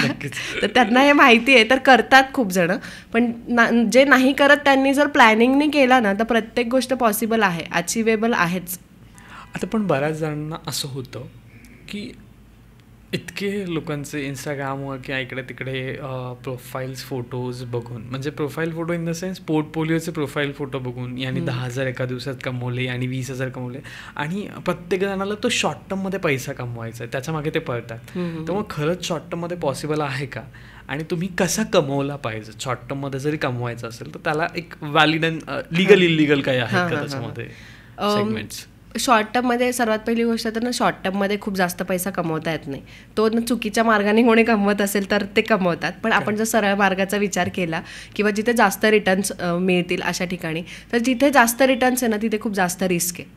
त्यामुळे शॉर्ट टर्ममध्ये आपण पैसा कमवू शकतो, पण खूप जास्त कमवायचा आहे तर तो पॉसिबल होत नाही शक्यतो. पण आपण जर FDs केल्या शॉर्ट टर्मसाठी, वर्षभरासाठी, 2 वर्षासाठी FDs केल्या तर एक त्याच्यावर फिक्स रेट ऑफ इंटरेस्ट आपल्याला मिळतो. तर अशा पद्धतीने आपण इन्कम करू शकतो. पण जर तू म्हणलास की जे स्टॉक्स वगैरे घेणं आहे, किंवा तू जसं आत्ता म्हणलास की इंस्टाग्रामवर पोर्टफोलिओज वगैरे बघतात, तर एक नॉर्मल आपलंच उदाहरण घे ना, की म्हणजे जेव्हा आपण खूप दुःखी असतो तेव्हा आपण फोटोज काढतो का आपले, किंवा व्हिडिओ शूट करतो का, आणि ते आपण सोशल मीडियावर टाकतो का? नाही टाकत. आपण जेव्हा खूप खुश असतो किंवा इव्हन खुश नसेलही पण फोटो काढायचा, व्हिडिओ काढायचा म्हणून आपण स्माईल देतो आणि ते फोटोज आपण पोस्ट करतो सोशल मीडियावर. सेम या लोकांचे, ते तुम्हाला लॉसचा कधीच फोटो दाखवत नाही. प्रत्येक ठिकाणी आजपर्यंत असे किती प्रोफाईल्स आहेत की ज्यामध्ये त्यांना लॉस झालेला पोस्ट केलाय? नाही. प्रत्येकजण त्यांना कधी प्रॉफिट झालाय ना तोच पोस्ट करतात. त्या व्यक्तीला तुम्ही पर्सनली जाऊन कधीतरी भेटा आणि त्यांना म्हणा तुझा मला पूर्ण रेकॉर्ड दाखव की आतापर्यंत तुला किती लॉस झालाय आणि किती प्रॉफिट झालाय. पूर्ण PNL जर त्यांनी काढलं ना तर मी तुला 100% गॅरंटी देते की तो लॉसमध्येच असणार आहे. किंवा एखादा जर प्रॉफिटमध्ये जरी असेल ना तरी त्यांनी 4-5 वेळा लॉस सहन केलाय, त्यानंतर तो प्रॉफिटमध्ये आलाय. म्हणजे अगेन शॉर्ट टर्ममध्ये नाही, लॉंग टर्ममध्ये. त्यामुळे शॉर्ट टर्ममध्ये नाही पैसे कमवू शकत आपण असे खूप. म्हणजे पैसा अशी गोष्ट आहे की ती तुम्ही थोडी थोडी करत जा आणि ती वाढेल, वृद्धिंगत होईल. आपण म्हणतो ना थेंबे थेंबे तळे साचे, तर तसंच आहे. थोडं थोडं साचवा मग ते वाढतं. म्हणजे एक म्हण पण आहे, आय थिंक, मला ती आता आठवत नाही आहे, असं म्हणतात की पहिले पैसे वाचवा, मग ते साठवा आणि मग ते वाढवा, असं म्हणतात. तर ते फॉलो केलं तर नक्कीच. आता माझ्यासारखा एखादा व्यक्ती आहे ज्यांना काउचवर बसून सगळ्या गोष्टी हव्या असतात, म्हणजे 1 क्लिक झोमॅटो त्यांना करायचं असतं, 1 क्लिक त्यांना SIP पण करायचं असते आणि 1 क्लिक त्यांना असं वाटतं की सगळं झालं पाहिजे. मग त्या गोष्टीमध्ये तुम्ही बराचसा पैसा खर्च करता असंही होतं. मग ते करताना कसं प्लॅनिंग करावं किंवा त्याच्यात कुठल्या गोष्टी आहेत? तू म्हणतोस ना तसं ती लाईफस्टाईल आजकाल खूप फॉलो केली जाते की जसं आपण काही हवंय पटकन झोमॅटोवरून ऑर्डर केलं, शॉपिंग करायची ऑर्डर केली. इवन SIP सुद्धा खूप जण आजकाल डायरेक्ट ॲप्स येतात त्याच्यामध्ये SIP करून टाकतात. तर हे ना क्षणिक सुख आहे. याच्यामध्ये तुम्हाला फक्त आत्ताचा कम्फर्टनेस मिळणार आहे, म्हणजे 5 मिनिटं रिलीफ मिळणार आहे की माझे आत्ताचा जो स्ट्रगल आहे तो वाचलाय. पण आपण ॲज पर जर लॉंग टर्म बघितलं ना तर याच्यामध्ये जेव्हा आपण झोमॅटोवरून ऑर्डर करतो तेव्हा आपण जंक फूड खातोय मोस्टली. जरी तुम्ही हेल्दी फूड खात असाल तरी ते घरी नाही बनवलेलं, म्हणजे तुम्हाला शरीरामध्ये नंतर प्रॉब्लेम येणार आहे. बसल्या बसल्या आपण शॉपिंग करतोय, शॉपिंग केल्यानंतर आपले पैसे इतके खर्च होतात की एक दिवस ते जर तुम्ही सेव्हिंग करत नाही आहात, ते इन्व्हेस्टमेंट करत नाही आहात तर ते संपणार आहेत, म्हणजे तुमचं तिथेही नुकसान आहे. आणि सेकंड थिंग, जे SIPs असं डायरेक्ट करतात तर त्या SIP स्कीम्स पण ते कुठले निवडतात हे खूप मॅटर करतं. त्यामध्ये पण त्यांना असं होईल की त्यांनी लाँग टर्म गोल ठेवला आहे, 5-10 वर्षांसाठी ती SIP केली आहे आणि 5-10 वर्षानंतर त्यांना लक्षात येईल की आपण चुकीची स्कीम घेतलेली आहे आणि त्यावेळेस मागचा रस्ता बंद असेल, कारण तेव्हा 0पासून सुरुवात करणं गरजेचं आहे. आता जसं तू बोलत होतीस त्याच्याहून 2 गोष्टी तर क्लिअर झाल्यात की एक महत्त्वाचा खर्च असतो आणि एक वायफळ खर्च असतो. पण मग वायफळ खर्च हा शोधणं खूप डिफिकल्ट जातं बेसिकली. तर ते कसं शोधलं पाहिजे, कारण मग ते कुठलं आहे का काही त्याच्यासाठी पण मेथड किंवा त्याच्यासाठी काही लॉजिक असतं की तो वायफळ खर्च आपण शोधू शकू? कारण ठीक आहे, आता तुझ्याकडून कळलं की SIP असतात किंवा म्युच्युअल फंड्स असतात, बाकीच्या गोष्टी आहेत, मला इमर्जन्सी फंड पण हवा आहे, पण हा वायफळ जो खर्च आहे तो ह्या सगळ्या गोष्टी करूच देत नसेल तर तो कसा शोधायचा? वायफळ खर्च कमी करता येऊ शकतो ना, का नाही? आजकाल काय होतं, आपण बाहेर जातो शॉपिंगला, क्रेडिट कार्ड यूज करतो, आपल्या खिशात पैसे नाही आहेत आपल्याला माहिती आहे, तरीसुद्धा आपण क्रेडिट कार्डच्या भरोश्यावर स्वाईप करतो आणि घरी येतो. त्याच्यानंतर काय होतं की क्रेडिट कार्डचे पैसे तर आपल्याला भरायचे आहेत, म्हणजे जे इन्कम आपल्याला यायचं आहे अजून त्याची आपण आधीच सोय लावून ठेवली जायची, म्हणजे हा वायफळ खर्चच झाला. तर परत खूप वेळा असं होतं की आपण बाहेर गेलो, डिस्प्लेला एखादी गोष्ट लावलेली आहे तर जस्ट सेल लागलाय म्हणून त्यांनी तिथे सांगितलंय तर buy one get 2 free, buy 2 get 1 free असे ऑफर्स असतात. गरज नसते त्या वस्तूची, पण आपल्याला वाटतं ऑफर चालली आहे, आत्ता आपल्याला स्वस्तात मिळतंय, जाऊन आपण घेऊन येतो. म्हणजे अशा वेळेस खूप आपण यांना टेम्पटिंग आहेत. तर हे टेम्पटिंग डिसिजन्स जर वर आपण कंट्रोल आणला तर वायफळ खर्च टळू शकतो. आता तो क्रेडिट कार्डचा विषय काढला म्हणून विचारतो की खरंच क्रेडिट कार्ड वापरणं आहे का गरजेचं, का कितपत ते युजफुल होऊ शकतं आणि कसं ते वापरलं पाहिजे? त्याचा जर योग्य वापर केला ना क्रेडिट कार्डचा तर फायदेशीर आहे. म्हणजे कसा बघ की आज आपण क्रेडिट कार्ड मी यूज केलं, माझी जी काही लिमिट आहे त्याप्रमाणे त्याला एक टाईम पिरियड दिलेला असतो त्यांनी की 1-1.5 महिन्यामध्ये तुम्ही ही अमाऊंट भरा, अदरवाईज तुम्हाला ते EMI मध्ये कन्वर्ट होतं आणि तुम्हाला त्याच्यावर इंटरेस्ट भरावा लागतो. तर लोकांना हे माहितीच नाही आहे की त्याच्यावर जवळजवळ 30% जास्त इंटरेस्ट आपण भरतो, जे EMI आपण कन्वर्ट करून घेतो ना क्रेडिट कार्डचा त्यावर. तर त्याच्याऐवजी आपण जर त्या टाईम पिरियडमध्ये पैसे जर भरले तर आपल्याला 1 रुपया द्यावा लागत नाही क्रेडिट कार्डला. मग तुम्ही जर आपण 50,000मधले मी 20,000 आज खर्च करून आली आहे, 1 महिन्यामध्ये मी ते रिपे केले तर माझा क्रेडिट स्कोअर जो आहे ना, म्हणजे सिबिल स्कोअर तो चांगला होणार आहे. तर अशा पद्धतीने जर आपल्याला आपला सिबिल स्कोअर वाढवायचा असेल तर क्रेडिट कार्ड वापरायला काही हरकत नाही. पण जसं तू म्हटलं वायफळ खर्च होत असतील तर मग बंद करा, मग नका वापरू. तुम्हाला कळलं पाहिजे की तुमचं क्रेडिट वापरतं ते किती महत्त्वाच्या कामांसाठी आहे, खरंच ते इम्पॉर्टंट आहे का, आणि तुम्हाला नंतर पुढच्या महिन्यात तेवढं अमाऊंट येणार आहे का एक्स्ट्रामध्ये, किंवा तुम्ही ते जनरेट करू शकणार आहात का? ऍक्च्युली इमर्जन्सीसाठी आहे ते. क्रेडिट कार्ड कशासाठी आहे की इन्स्टंट आपल्याला लोन पटकन कोणी देणार नाही, की अचानक आपल्याला ऍक्सिडेंट झाला, आपण हॉस्पिटलमध्ये गेलो, पैसे नाही आहेत, अशा वेळेस क्रेडिट कार्ड यूज करा ना. तेव्हा आपल्याला इमर्जन्सी आहे कळतंय, पैसे आपण नंतर भरू शकणार आहे नाही शकणार तो भाग वेगळा आहे, पण अवेलेबिलिटी पाहिजे पैशांची तेव्हा. तर अशा वेळेस करा. पण आपण असाच खर्च करणार असेल तर मग त्याचा काहीच फायदा नाही क्रेडिट कार्डचा. आता बोलता बोलता आपण जसं क्रेडिट कार्डबद्दलही बोललो, सगळं झालं, पण या सगळ्यांमध्ये आपण परत एक पॉईंट येतो की मी इन्व्हेस्टमेंट करायला सुरुवात केली आहे, सगळं झालं आहे, ठीक चालू आहे, पण मग ह्या इन्व्हेस्टमेंटचा रिटर्न घ्यायला मी आहे का अवेलेबल, किंवा त्याचं जसं आता बोलतो ना आपण की सुख जे आहे ते मिळेल का मला तर त्या पोझिशनला, मग त्याच्यासाठी कसं? त्याच्यासाठी ना मोस्टली म्हणजे तू बघत असशील माझ्या रील्समधून पण मी नेहमी सांगत असते की गोल बेस्ड इन्व्हेस्टमेंट करा. तर गोल बेस्ड इन्व्हेस्टमेंट सांगण्याचं कारण तेच आहे की खूप वेळा असं होतं की म्हणजे मीही माझ्या करिअरच्या सुरुवातीला जेव्हा SIP केली ना तर त्याच्यानंतर ते पैसे वाढतात आहेत मला जाणवतं आहे, पैसे जमा झालेत तेही मला जाणवतं आहे, पण उपभोग कधी घेऊ. करेक्ट. मग ते वाढणार आहेत मलाही माहिती आहे, पण नेक्स्ट जनरेशन मे बी मला आज मुलगी आहे तर ती नव्हती झाली तेव्हा, तर मग म्हणायचं की मला तर अजून काही झालंच नाही आहे ना, मग तिच्या एज्युकेशनसाठी किंवा बाळाच्या एज्युकेशनसाठी चल मी नंतर विचार करेल, पण आत्ता माझे जे पैसे आहेत ते मी खर्च करूयात. हे माझ्या बाबतीतही झालं आहे, प्रत्येकाच्या बाबतीत हे होतं की त्यांनी इन्व्हेस्टमेंट चालू केली, त्यांना गोलच नाही आहे ना, कारण रॅन्डम इन्व्हेस्टमेंट चालू केली आहे. जे आपण आत्ता मगाशी पण बोललो की ॲप थ्रू इन्व्हेस्टमेंट चालू करतात तर ते कधी पण एक्झिट होतात अशा, कारण काही गोल नाही आहे. तर जेव्हा आपण गोल ठरवा ना तुम्ही कुठलाही गोल ठरवा की 2 वर्षामध्ये मला गाडी घ्यायची आहे त्याच्यासाठी मी SIP केली आहे, 5 वर्षांनी मला घर घ्यायचं आहे त्याच्यासाठी मी SIP केली आहे, 10 वर्षानंतर मला रिटायरमेंट घ्यायची आहे त्याच्यासाठी. जेव्हा गोल बेस्ड इन्व्हेस्टमेंट करतो ना तेव्हा त्याला धक्काही लागत नाही, त्याचा उपभोग पण घेतला जातो. आता जसं तू बोलली गोल बेस्ड इन्व्हेस्टमेंट करा, ठीक आहे, पण बऱ्याचदा असं होतं ना की आता मी घर घेतलं आहे सपोज आणि मग त्याचा EMI पे करायसाठी मी माझी SIP किंवा माझे काही फंड्स मोडतो. मग हे करणं कितपत योग्य आहे? कारण काही लोक जसं गोल बेस करतात, ठीक आहे सगळं चाललंय, पण आता त्यांना असं वाटतं की माझ्याकडे ॲम्पल अमाऊंट ऑफ इन्व्हेस्टमेंट झाली मग ती मी मोडतोय, किंवा काही लोक मग त्यांचं बघून दुसराही कळतो की अरे ह्यांनी पण SIP मोडून किंवा ह्यांनी पण FD मोडून EMI पे केले. मग हे करणं कितपत योग्य आहे आणि ते कसं केलं पाहिजे?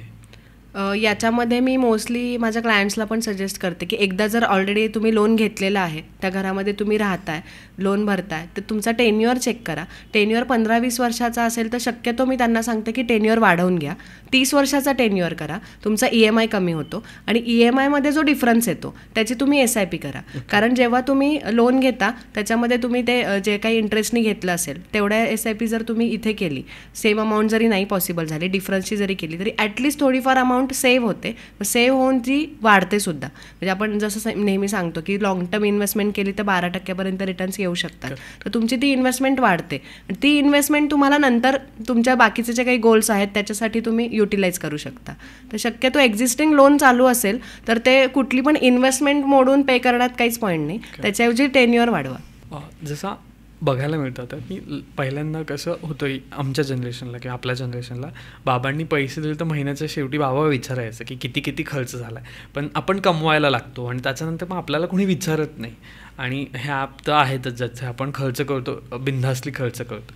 तर मग तो बॉस नाहीसा झाला आहे विचारणारा म्हणून जास्त खर्च होतात का, असं काय आहे? कान पकडणारा कोणी नाही. करेक्ट. मग तेच आपलाच आपण कान पकडायचा. मग तो काय करायचं की समजा मॅरिड असाल, हजबंड वाईफ आहेत, तर जसं आपण प्रत्येक ठिकाणी मूवीजला जातो, फिरायला जातो, टाईम स्पेंड करता एकदा, तर महिन्यातला एक दिवस असा करा की तो दिवस आपण फक्त आपले फायनान्स डिस्कस करूयात. किंवा इव्हन दिवस पण नाही, हार्डली 15-20 मिनटं अर्धा तास जरी दिला तरी त्याच्यामध्ये आपण डिस्कस करू शकतो की वर्षभरामध्ये आपण असे काय एक्सपेन्स केले आहेत किंवा आपल्या किती सेव्हिंग झाली आहे, किती आपण इन्व्हेस्टमेंट केले. तर याने काय होतं की आपली एक रिव्हिजन होते आणि त्यामध्ये आपल्याला लक्षात येतं की आपण कुठे चुकतोय किंवा आपले अनावश्यक खर्च कुठे झालेत किंवा वर्षभरात हे असे खर्च झालेत की याची काहीच गरज नव्हती, ते आपण नेक्स्ट इयरमध्ये कमी करू शकतो, इवन नेक्स्ट मंथमध्ये जर मंथली तुम्ही डिस्कस केलं तर.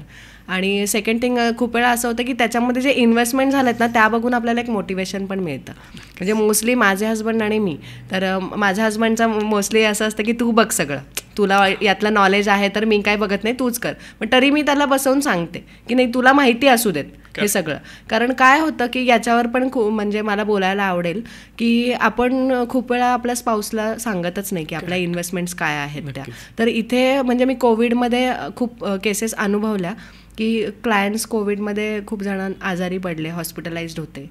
स्पाऊसला माहितीच नाही आहे, पैसे आहेत, इन्व्हेस्टमेंट केलेली आहे, खर्च आपले तिथून भागू शकतात, स्पाऊसनी कुठून तरी बाहेरून मॅनेज केले. आणि खूप वेळा असं होतं की जेंट्स आजारी पडला आहे, लेडीजला तर काहीच माहीत नाही आहे. म्हणजे घरातल्या स्त्रीला काहीच तुम्ही सांगत नाही, हा सर्वात मोठा ड्रॉबॅक आहे. तर मंथली बसून ॲटलिस्ट तुम्ही इन्व्हेस्टमेंट्स कुठे चालू आहेत किंवा कोणाकडे चालू आहेत ॲटलिस्ट एवढं जरी सांगितलं. जसं आपल्याला घरातला फॅमिली डॉक्टर माहीत असतो की अचानक कोणी जर चक्कर येऊन पडलं, बेहोश म्हणजे पूर्ण काहीच नाही आहे, होशच नाही आहे, मोबाईल माहीत नाही, आपल्याला फॅमिली डॉक्टर माहीत असतो, पटकन आपण फोन लावतो की या फॅमिली डॉक्टरकडे याला घेऊन जाऊयात किंवा कोणाकडे तरी.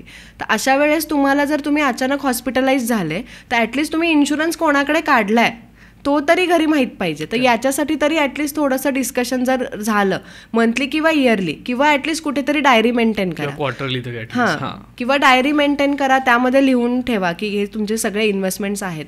कारण खूप वेळा हा प्रॉब्लेम येतो. आणि मी असं अनुभवलं की जे आपले जुने हे होते ना, की आजी आजोबा वगैरे होते ना, त्यांच्याकडे विल उलट प्रकार जास्त होता. ते लोक विल करायचे.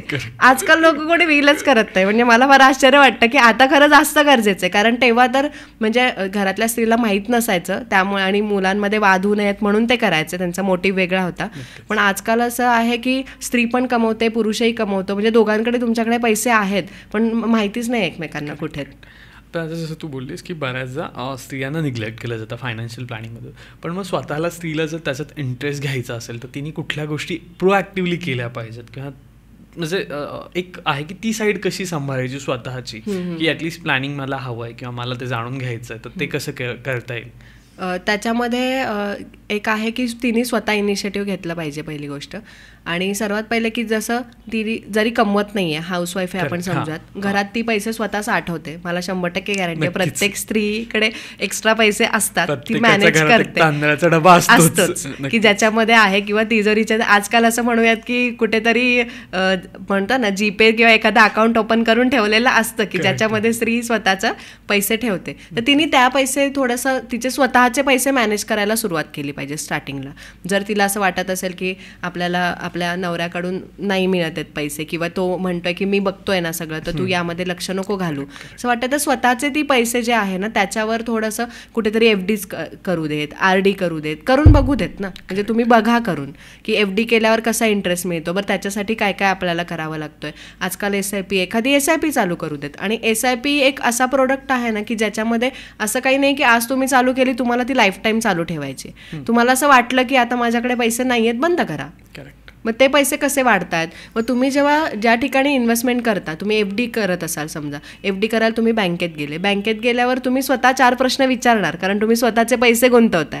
तर मग स्वतःचे पैसे जेव्हा गुंतवायला जाल तेव्हा ऑटोमॅटिक 4 प्रश्न आतून येतील की या पैशांचं होणार काय आहे पुढे, हे मला कधी मिळणार आहेत, किती पैसे मी गुंतवल्यावर किती पैसे मिळणार आहेत. मग अशा वेळेस आपलं डोकं चालायला लागतं. मग स्त्रीनी जर हे तरी डिसिजन स्वतः घेतले तरीसुद्धा ती खूप शिकू शकते यामधून. नक्कीच. आता अजून एक होतं की महिला म्हटलं की त्यांचं बरंचसं अट्रॅक्शन गोल्डकडे असतं, आणि पुरुष म्हटलं की गोल्ड बिस्किट्स किंवा मे बी गोल्ड रिंग यांच्याकडे जातं. मग तो दुवा किंवा गोल्ड घेतलंच पाहिजे का, हे कसं आहे? याचा एकदम म्हणजे असं आहे की मी स्वतः स्त्री असून मी असं म्हणते की गोल्ड घेऊ नका असं होईल. पण गोल्डमध्ये ॲक्च्युली इन्व्हेस्टमेंट ना डेड इन्व्हेस्टमेंट आहे तसं बघायला गेलं तर. पण एक आवड म्हणून आपण घेऊ शकतो, किंवा गोल्ड इम्पॉर्टंट आहे, इन्व्हेस्टमेंट करणं पण इम्पॉर्टंट आहे, पण ते एका लेवलपर्यंत. आपण गोल्ड घेऊन घेणार किती, एक लिमिट आहे त्याला सुद्धा. की मला आज जर वाटतं मी गोल्ड घ्यावं, मी 4 अंगठ्या घेतल्या, 4 गळ्यातले घेतले, मी त्याच्या पलीकडे काय, जसं तुम्ही म्हटलात बिस्किट्स, किती घेणार बिस्किट्स तुम्ही, वळे केले किती घेणार वळे आपण. बरं समजा आपण ॲज्युम करूया की तुम्ही घेतले, जरी खूप सारे घेतले, ते तुम्ही घरात ठेवणार धाकधूक राहणार नेहमी तुम्हाला की हे जर कुठे गेले आपलं काही खरं नाही. मग अगेन तुम्ही काय करणार, ते लॉकरमध्ये ठेवणार. लॉकरमध्ये ठेवायचा, लॉकरचा खर्च वेगळा, म्हणजे मेंटेनन्स तुम्हाला खूप घरात. तुम्हाला गोल्ड घ्यायचंच आहे तर तुम्ही ते ऑनलाईन प्लॅटफॉर्म थ्रू घेऊ शकता. आजकाल SGB आला आहे, किंवा गोल्ड म्युच्युअल फंड्स पण आहेत, गोल्ड बॉन्ड्स पण. हां, गोल्ड बॉन्ड्स पण आहेत. तर तुम्ही त्यामध्ये इन्व्हेस्टमेंट करू शकता ज्यांना गोल्ड घ्यायचंच आहे ते. पण जसं मी बोलले की गोल्ड घेऊ नका, तर त्याचं कारण असं आहे की ते महागाईला बीट नाही करत. त्याच्यामध्ये आपल्याला जो रेट ऑफ इंटरेस्ट मिळतो त्याच्यापेक्षा सर्वात जास्त आपल्याला SIP किंवा म्युच्युअल फंड्समध्ये मिळतो. तर त्याच्याऐवजी जर आपण हे केलं तर बेटर. तुम्ही एक आवड म्हणून गोल्ड घेतलं इनफ आहे, पण इन्व्हेस्टमेंट म्हणून नको. बऱ्याच लोकांना सोसायटीमध्ये ना लॉजिक ऑफ कंपाऊंडिंग माहितीच नसतं, तर ते तू जर एक्सप्लेन करू शकलीस की एक्झॅक्टली ते कंपाऊंडिंग कसं वर्क होतं तर खूप आवडेल मला. त्याच्यासाठी आता एकदम सोप्या भाषेत सांगायचं म्हटलं ना तर एक गोष्ट आहे की एक राजा असतो. त्या राजाकडे एक दिवस एक दरबारी येतो आणि तो म्हणतो की महाराज, गावामध्ये एक कोणीतरी व्यक्ती आहे, त्याला खूप गरज आहे काही गोष्टींची, किंवा त्याला खायला वगैरे नाही आहे, तर त्याला मदत हवी आहे तुमच्याकडून. तर राजा म्हणतो का नाही, मी म्हणजे माझ्या राज्यातला असा कोणीच व्यक्ती नाही आहे ज्याला मी मदत नाही करू शकत, बोलवा त्याला, काय त्याला हवं आहे आपण देऊयात त्याला, असं म्हणतो. तर तो त्या माणसाला घेऊन येतो. मग तो राजा विचारतो त्याला की अरे तू काय हवं आहे तुला, असं काय नाही आहे तुझ्याकडे. तर तो म्हणतो माझ्याकडे खायला नाही आहे काहीच. तर मग राजा म्हणतो फक्त म्हणजे माझ्या राज्यात राहून तुझ्याकडे खायला नाही आहे, तुला काय हवं आहे तू सांग. तर तो म्हणतो की मला ना फक्त एक दाणा हवा आहे, तांदळाचा एक दाणा हवा आहे. तर ते म्हणतात फक्त एक दाणा हवा आहे. तर तो म्हणतो हो. मग म्हणतो काय, पण त्या दाण्याचं तू करणार काय. त्याला तिथे चेस दिसतो म्हणजे शतरंज असं त्याला दिसतं. तर तो म्हणतो की पण तुम्हाला काय करायचं की मला एका फर्स्ट चौकटीमध्ये एक दाणा ठेवा, त्याच्यानंतर तो मला दुप्पट करून द्या. म्हणजे दुसऱ्या खाण्यामध्ये तुम्ही 2 दाणे, त्याच्या तिसऱ्यामध्ये 4 दाणे, चौथ्यामध्ये 8 दाणे असं तुम्ही त्याच्यामध्ये ठेवा आणि मला तेवढा द्या म्हणून. तर मग राजा म्हणतो फक्त एवढंच तर हवं आहे ना. मग तो त्या दरबाराला म्हणतो दे याला काय पाहिजे ते. दरबारी मोजायला बसतात, ते करतात असं, बघतात की एक दाणा ठेवला, मग 2 ठेवले, मग 4 ठेवले, मग 8 ठेवले, मग 16 ठेवले. बघतात एका लेवलला असं होतं की लाखाच्या वरती त्यांना कॅल्क्युलेशनच नाही जमत की लाखाच्या वरती चालली. आणि लिटरली तेव्हा चेसचे 10 टप्पे पण पूर्ण नसते झाले, अर्धा चेस बाकी असतो. तर त्यांना प्रश्न पडतो की खूप होतं आहे हे. तर मग ते राजा म्हणतो हां ठीक आहे ना, किती हवेत अजून बघा म्हणून. तो परत ते डबल काउंटिंग करत जातो. नंतर लिटरली म्हणजे आपण जे म्हणतो ना 1 ट्रिलियन किंवा चतुर्भुज, त्याच्यावरती ते काउंट जातं की असं कुठला काउंट करायलाच नाही आहे. आणि लिटरली नंतर अशी वेळ येते की त्या राजाला अख्खं राज्य त्याला द्यावं लागतं, एवढं अन्नसुद्धा अवेलेबल, म्हणजे तांदूळसुद्धा अवेलेबल नसतात. तर ही जादू आहे कंपाऊंडिंगची. तर तुम्हाला जेव्हा तुम्ही SIP मध्ये इन्व्हेस्ट करता तेव्हा SIP मध्ये तुम्हाला असे रिटर्न्स मिळतात की आज तुम्ही 1000ची SIP केली तर मार्केट ॲझ्युम करूयात की नेक्स्ट डे अप गेलं, तुमचे 1000चे 1005 रुपये झालेत, तर तुमचं थर्ड डेला 1005 रुपयावर अमाऊंट वाढणार आहे. ॲझ्युम करूयात मार्केट डाऊन गेलं, 1005 ते परत 1002 आले, अगेन तुम्ही 2 रुपये प्रॉफिटमध्ये आहात, 1002वर अमाऊंट वाढणार आहे. असं जेव्हा कंपाऊंडिंग होतं ना तर ती जादू नंतर शेवटी एवढी वाढत जाते. जशी त्या चेसमध्ये अर्ध्यापर्यंत काउंटिंग जमत होतं, तसं 5 वर्ष तुम्ही इन्व्हेस्टमेंट केली तर त्याच्यामध्ये ती आपल्याला वाटते हा ओके एवढे पैसे वाढतात, पण जेव्हा ते 10 वर्ष होतात, 15 वर्ष होतात, ती जादू बघण्यासारखी आहे. नक्कीच. जर त्याच पॉईंटला आपण आलो आणि या पॉईंटवरच आपण मला वाटतं शेवट करूयात, कारण तुझे एक्सपिरियन्स खूप आहेत सांगण्यासारखे आणि त्याच्यातले बरेचसे असे बारकावे आहेत जे आपण बोलू शकतो किंवा असतात बोलायला, पण आजच्या दिवसासाठी एवढंच नक्की आहे. थँक्यू. ॲक्च्युली मीच तुझे धन्यवाद बोलायला पाहिजे, तू मला इथे बोलवलंस. खूप छान वाटलं तुला भेटून आणि पॉडकास्टही खूप एन्जॉय केला. होप आपल्या प्रेक्षकांना काहीतरी यातून शिकण्यासारखं आहे. तर मला इथे बोलवल्याबद्दल तुझे खूप खूप आभार. थँक्यू.